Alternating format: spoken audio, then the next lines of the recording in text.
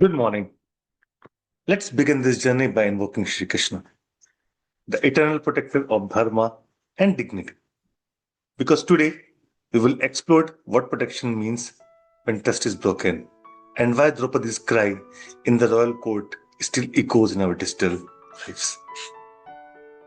Her plea was not just for safety, it was for sovereignty over her own being. That same yearning runs through our history. Swami Vivekananda reminded us the liberty of man consists in his freedom to do right. Similarly, Rabindranath Tagore envisioned a world where the mind is free and can live and the head is held high. Dr. B. Ambedkar warned the liberty of individual must be the ultimate goal of the state. From Draupadi's faith in Krishna to Tagore's dream of fearless mind, the message is clear. When power threatens dignity, protection becomes sacred. So many times we have heard, दीवारों के भी कान होते हैं. We have also heard, भांजे धीरे धीरे बोल लोग सुन लेंगे. We have also heard, जो बात घर के अंदर है वो बाहर ना जाए. What is inside should not go outside. What this is all about. These are not just filmy lines. These are privacy principles in everyday language. From the Asian court to the WhatsApp group, the fear is constant. Who is listening? Who is watching? Who is controlling our story thoughts? Now, as we go into story, and I spoke about story as let's rewind. Let's think about the royal court of Hastinapur. Draupadi standing alone, her dignity under siege. Her voice trembles, not with fear, but with faith, as she calls out not to the warrior, not to the kings, but to Krishna. In that moment, Krishna becomes more than a divine figure. He becomes the guardian of trust, the protector who steps in when system fails and promises break. Now, think of Krishna as the privacy officer of that era, the one who ensures that what's sacred stays protected even when the world conspires to strip it away. Now move from Mahabharata to Ramayana. Wars won not by arrows alone. They turned into intelligent network. Can we think Hanuman as a data scout gathering critical insights behind the enemy lines, or the Ravan spies running surveillance ops? Ancient espionage was also a data strategy. Across the culture, the lesson is clear. Information is power, protecting it is survival. So let's move ahead. Let's go into 2018. A journalist revealed that Aadhaar linked personal data could be accessed for 500 rupees while login sold on WhatsApp. Initially, UIDAI denied this biometric breach, calling it a misuse of such facility. But the episode did expose our modern Achilles heel. And it did not stop there. Cambridge Analytica showed us how elections could be influenced by harvesting personal data. Pegasus spyware reminded us that even encrypted conversations weren't immune. So, what does that mean? The battlefield has shifted from the royal courts to the cloud server, but the stake still remains the same: dignity, autonomy, trust. So, let's reveal. Let's be aware that privacy is not just a legal checkbox. It is a moral covenant. It is a promise that what's personal stays personal. From Krishna answering Draupadi's call to Ambedkar drafting the constitutional safeguards, the thread is unbroken. Protection is power. So next time whenever you click or consent or share, ask yourself who is listening, who is watching, and who will protect you in case the system fails. Welcome to Digital Dignity, the podcast where we explore the intersection of privacy, AI, and laws in India. I am Siddharth Tripathi. In this episode, we trace a journey from Draupadi's cry to India's Digital Personal Data Protection Act. and what it really means for your data, your choice, and your dignity.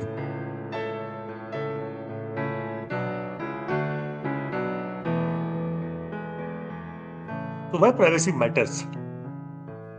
Imagine waking up to a message that quotes your date of birth, the vaccination center you visited, your health records, and then offers you a customized healthcare plan. But did you opt it for that message? Did you share those details? The answer may be no. If the answer is no, then how come your data was leaked? That is where the systems which were supposed to protect our personal data have failed to do that, or maybe they had done that with a purpose and we were not even notified. That's one incident.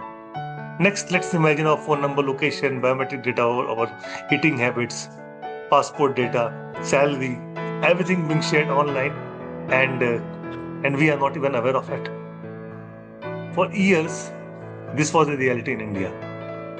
Before privacy became a constitutional rights, breaches used to happen anywhere and everywhere. In fact, we never used to think about data as a fundamental right or privacy as a fundamental right. In 2006, there was a famous Airtel leak where customer call records were sold on a CD for 500 rupees. In 2013, bank exposed millions of debit card detail in a malware attack. The famous 2017 Aadhaar data, where the Aadhaar data were available online for 500 rupees, name, address, IDs, all for sale. These were not breaches, they were alarms. India's digital economy was booming, but our legal frameworks were lagging. Privacy in the age of AI. AI strives on data, and not just data. You knowingly share, it feeds on pattern, is scrapped from social media, public forum, transactional logs, even the metadata behind your selfies. Every click, every scroll, every pause becomes a signal. It's a continuous, endless loop on which AI thrives. The more current the data is, the better the output from AI is. It's a data-hungry animal. But let's ask few uncomfortable questions. Are we being profiled without our knowledge?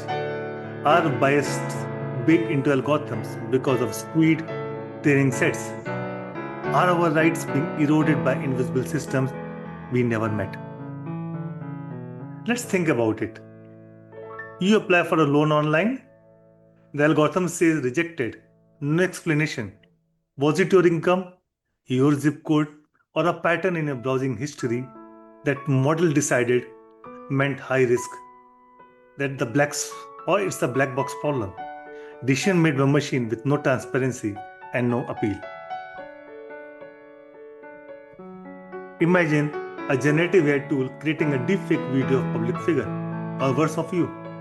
It looks real, sounds real, and spreads faster than truth. In 2023, India saw this with a celebrity deepfakes, sparking outrage and urgent call for regulation. So what happened? India's response: we acted.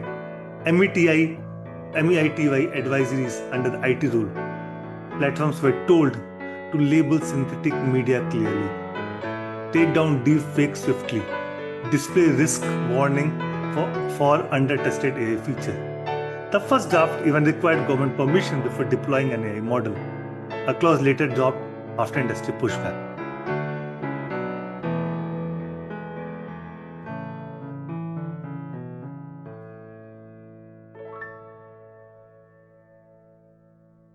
Well, privacy was not always a right in India. In fact, before a Supreme Court declared privacy as a fundamental right, there were a couple of orders, in fact, more than that, which actually limited the scope for a definition of privacy. And it was very tough for a 9-member bench to really overcome those earlier orders. Few of the famous orders which were actually impediments for defining right to privacy were the 1963 Khadak Singh was the state of UP. While Supreme Court did struck down intrusive police visits, but still denied privacy as a constitutional right. Even though Justice Subba Rao did dissent and planted the seed for privacy. By 1975, In Govind versus State of MP, the Supreme Court hinted privacy might exist under Article 21, but only in limited state. Later, it was the Rajgopal versus State of Tamil Nadu and PUCL versus Union of India 1997, which expanded informational privacy, especially against phone tapping. From 1963 till 1997, we did made natural progress. And privacy was something which started getting discussed in the legal circle in more detail. But these were only fragments, no full recognition. And then enter Puttaswamy, Justice K.G. Puttaswamy, the architect of the Right to Privacy Act, if I were to say that. It was a watershed movement. Justice K.S. Puttaswamy versus Union of India. A 9-judge bench unanimously declared privacy is a fundamental right under Article 21 linked to life and liberty. It overruled MP Sharma and Khadak Singh, ending decade of ambiguity. It defended privacy in 3 ways under 3 headings: bodily, informational, and decisional, and introduced a 4-part test for any restriction: legality, legitimate aim, necessity, and proportionality. This was not just a legal victory, it was a moral turning point. Privacy became the backbone for laws like Digital Personal Data Protection Act, and it helped a long way in shaping how India treats digital data today. But rights on paper, they need rituals in practice and rules we can follow. That is where India's privacy scaffold begins.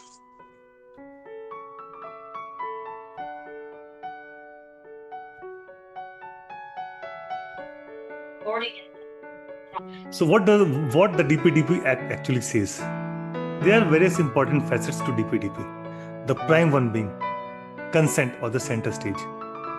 Under DPDP, consent must be specific, free, informed, unambiguous, revocable, no more bundle list to everything. Notices must be plain language and itemized.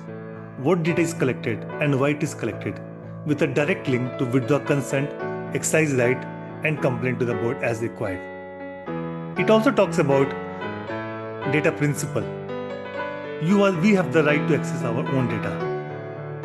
Processing details, correct and erase the data, seek grievance credentials, and even nominate someone to act on a behalf if need be. Platforms have to provide clear mechanism and respond within the 72-hour time frame. It also speaks about security safeguards and breach responses. Organization must maintain reasonable security safeguards, encryption, masking, access control, logging, monitoring, backup continuity. Yes, breaches will happen. However, in case of a breach, it is on the part of the organization to inform to the affected individual that their data has been breached within 72 hours. Penalty for failures can be steep, up to 250 crores for inadequate safeguards, up to 200 crores for breach notification failures. Now, it also speaks about SDF, or significant data fiduciary. That means large or high-risk platforms have now been designated as SDF. These platforms must appoint a data protection officer in India, conduct annual audits and DPIAs, and show algorithmic diligence that technical measures do not risk users' rights. So this significant data fiduciary is important part. We also need to know about children's data. Anyone under 18 is a child. Processing children's data requires verifiable parental or guardian consent. Behavioral tracking or target advertising directed at children is prohibited, subject to limitation exemptions, which the government may notify to specific classes or purpose. Example, essential services. The rule outlines how to verify that the consulting adult is genuine. But it also takes care of cross-border transfers, and they are permitted unless until restrictions are given by the government or condition, or there is a sectoral localization which may still apply, and future order can shape the details. In short, DPDP empowers individuals and holds organization accountable with rules accountable. While the rule must make India's privacy journey did not begin with the DPDP Act. It started in the heat of Aadhaar debates, a time when technology promised inclusion but raised fears of surveillance. Picture 2010 India. Aadhaar was celebrated as a digital revolution, linking identity to welfare, banking, mobile services. But as Aadhaar spreads, so did the questions. Could one ID become a tool for mass surveillance? What happens if the biometric data are leaked? Do we have any real control over our personal information? These questions reached Supreme Court in Justice K.S. Pattaswamy case. In a landmark judgment, the court declared privacy a fundamental right under Article 21. That ruling was a turning point. It did not just settle a legal debate, it set the moral compass for India's digital future. However, we still needed rules of the game. Enter Justice B.N. Shri Krishna Committee. In 2018, it released its report, A Free and Fair Digital Economy. I would recommend all of you to read that. And the first draft of Personal Data Protection Bill. For the first time, India spoke the language of global privacy norms. We started using the terms like data principal, you or the individual, data fiduciary, the organization deciding how and why your data is processed, consent, purpose, limitation, data minimization, and independent regulator. These were the words which had never been heard in India. We used to think data as a commodity or we have abundance of data. Nobody really used to care about that. The committee warned, while data is the new oil, but unregulated oil slips can destroy ecosystem.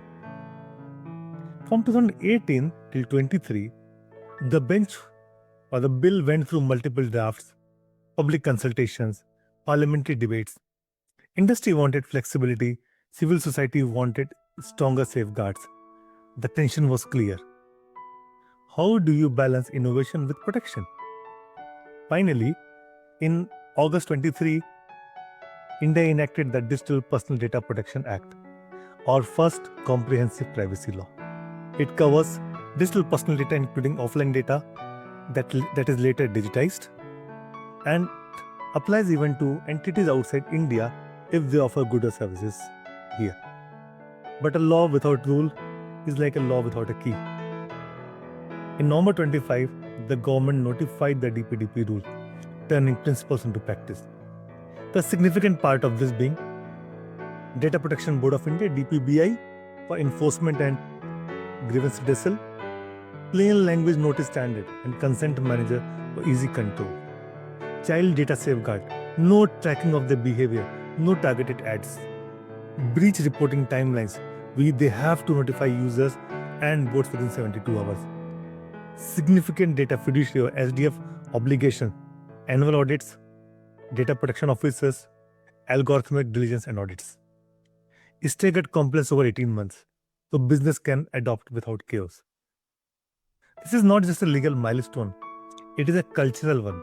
For the first time, India said, your data is your dignity deserves protection. There is good amount of fear or there is good amount of debate going on DPDP. How do we implement? What will be the repercussions of this on business? Getting compliant with DPDPA Act will be actually beneficial for the organization as they can show that various safeguards are in place to protect their data. So let's look at cultural shift and public awareness which has now come. For years we traded convenience for control.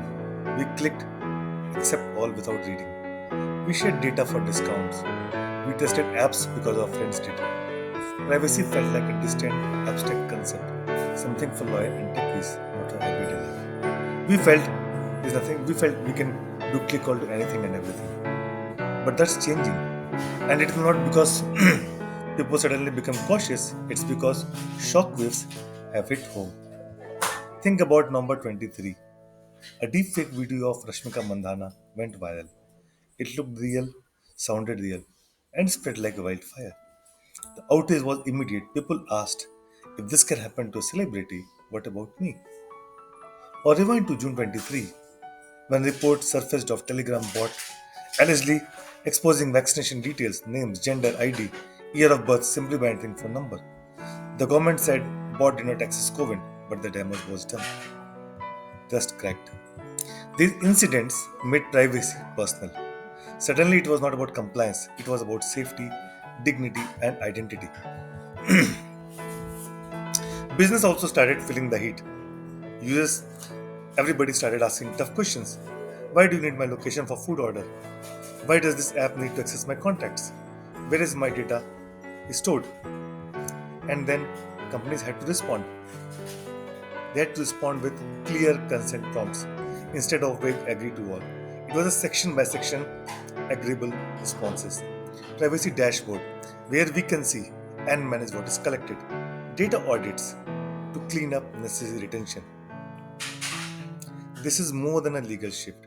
It is cultural awakening. We are moving from privacy is boring to privacy is power. The DPDP Act and rules amplify this shift. They give users right and businesses the responsibility with real penalties for violations. They introduce tools like consent manager so users can control permissions across platform from one dashboard. So what so what does future look like? My conversation with leaders, we expect privacy to become a differentiator, a brand differentiator. Apps will compete on trust. Companies will advertise. Possibly, we respect your data as we respect our data. The way once they bragged about the speed of privacy. Speed will no longer be differentiated, it is given. Price is given because that is where everybody competes. It's about the data, the safety of the data. That's where the real competition would be. And for individuals, privacy literacy will become as basic as financial literacy. Knowing how to revoke consent, how to check notification, and how to protect children's data. That is the new digital survival skill. Because in a world where data is currency, protecting your data is not paranoia. It is power. And power has to be exercised and saved. For years, we traded convenience for control. We clicked accept all without reading the content. We shared data for discount. We trusted apps because our friends did. Privacy felt like a distant, abstract concept, something which is meant for the lawyers and the techies, not for everyday life. However, the things are changing. It's not because people suddenly have become cautious, it's because there are shock risks which are hitting us home. Think about November 23. A deepfake video of actor Rashmika Mandhawa went viral. It looked real, sounded real, and spread like wildfire. Outrage was immediate. People started asking if this can happen to a celebrity, what about me? Or rewind to June 23 when reports surfaced of a Telegram bot exposing vaccination details, name, gender, year of birth, simply by entering a phone number. The government said the bot did not access COVID directly, but the damage was done. The trust was cracked. These incidents made privacy personal. Suddenly, it was not about compliance, it was about identity, safety, and dignity. In the midst of everything, business cannot remain aloof. They also started feeling the heat. People started asking tougher questions. Why do you need my location for food order? Why does this app need to access my contacts? Where is my data getting stored? Is it getting stored in India or in Singapore and in a hostile country? And companies had to respond. They had to respond with clear consent prompt. Instead of vague agree to all, they had to have it section by section. Privacy dashboards where we can see or users can see what data has been collected and how it has been collected.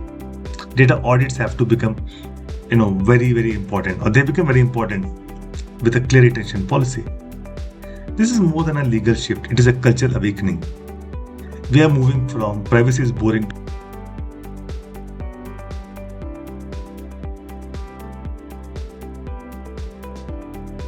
In the end, or chalte chalte, today we have challenged the myth that privacy is boring. In reality, privacy is the foundation of trust, and trust is the livelihood of every digital interaction. In India's digital revolution, where billions of transactions happen every day, protecting dignity isn't optional, it is essential.